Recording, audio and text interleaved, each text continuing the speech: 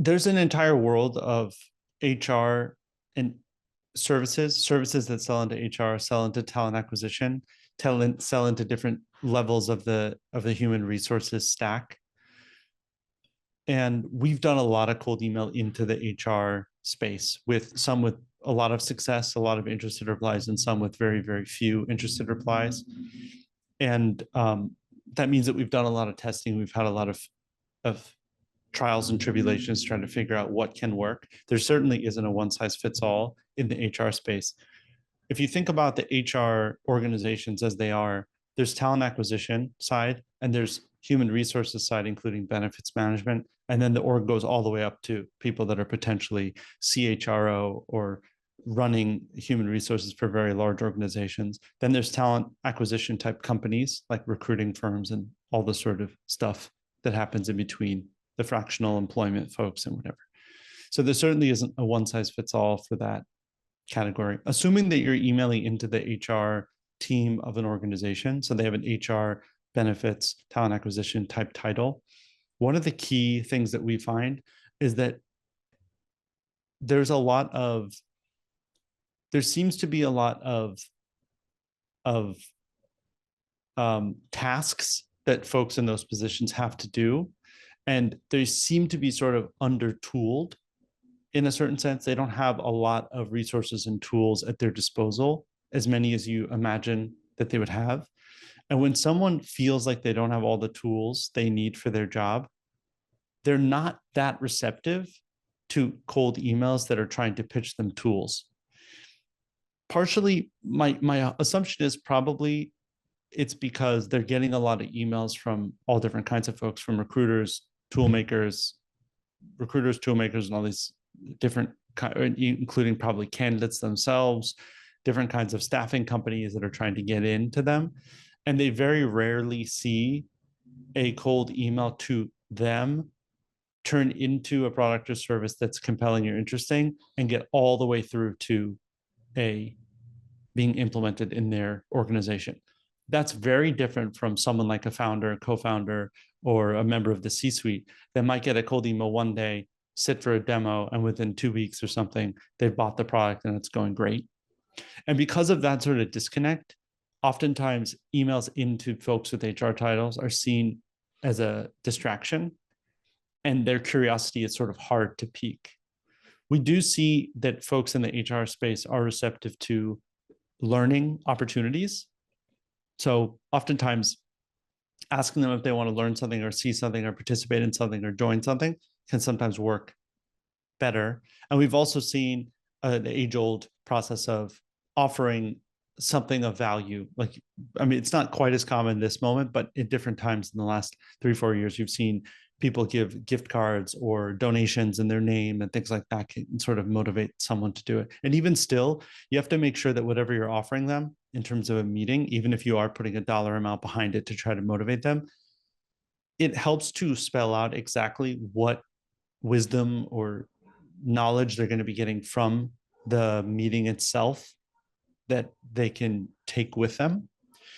And I think partially it's because most folks feel that if they've ever sat for a demo of a product, they saw the product and then they said, well, that was 30 minutes of my life gone.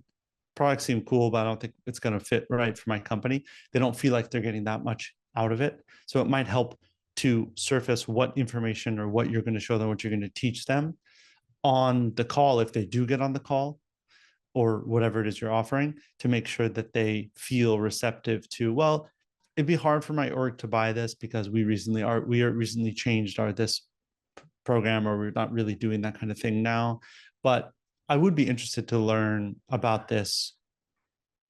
So yeah, I think I'll have a look. You could sort of get someone interested in that space. And we find that HR in particular, because they're getting hit with a lot of emails that sort of don't really relate to them pretty dramatically, they're not thinking, when they're looking through the email, the cold email that they're getting, they're not thinking something's actually going to be interesting. So it sort of takes them by surprise. They say, oh, wow, this is actually interesting to me. Normally the emails I get are not interesting to me. Or normally the emails I get are from recruiting firms, which isn't bad, but that's not really what I do. And doesn't really fit in my category. In terms of benefits managers and folks in that side of HR, sometimes it's impossible to tell from their job title that they're actually involved in things that are more of the resource side than the human side. Those folks sometimes have very narrow bands of things that they actually deal with and handle.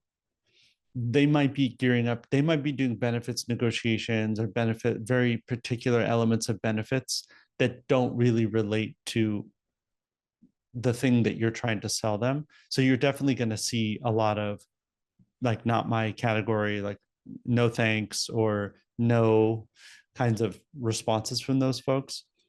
And if you are able to get your targeting good enough to actually hit the benefits person that actually deals with your kind of benefit, you might also find that they're very constrained calendar wise. For example, they only assess new benefits options during small windows of time during the year. And if you're outside of that window and your email implies that you're trying to do some sort of quick sale process, it's too much of a mismatch for them. They might say, well, we only do that in Q1, or we only do that in Q4, or we only assess these things on this schedule and that schedule. So in some ways, it can make more sense to ask the question. This is what we're doing. Down below, my signature, I'll put more detailed information on exactly what we do, what kind of companies we work for.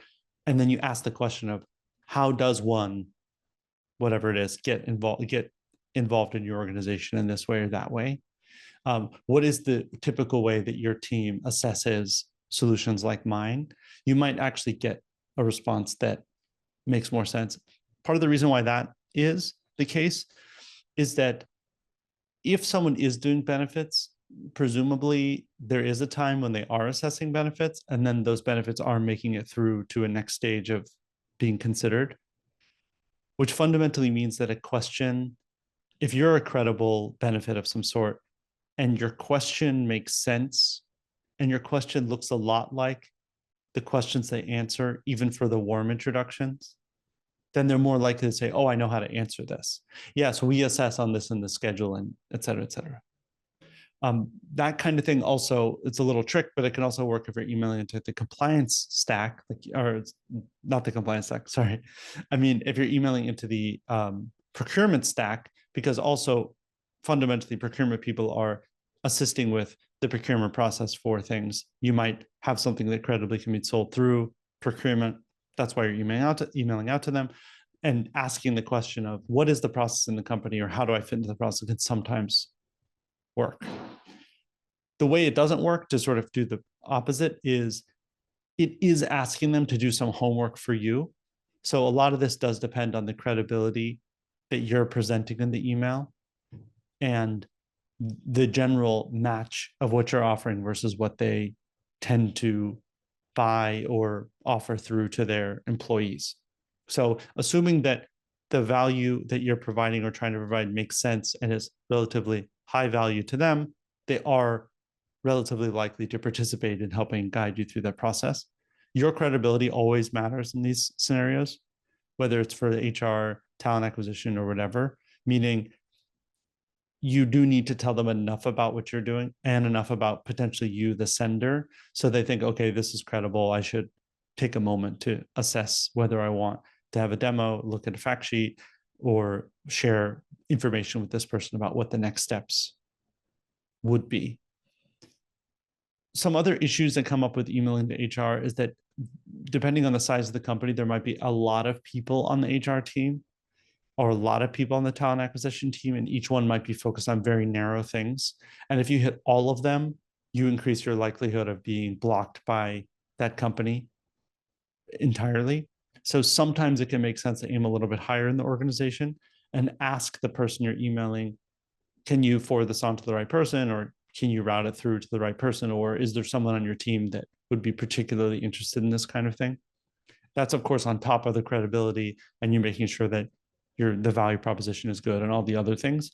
But as sort of a general thrust, making sure that you know that whoever you're emailing probably isn't the right person to assess this, but they're one step away from the right person to assess it. And from the outside, lots of people with very similar titles, it's very difficult to know who on the team would be able to assess it.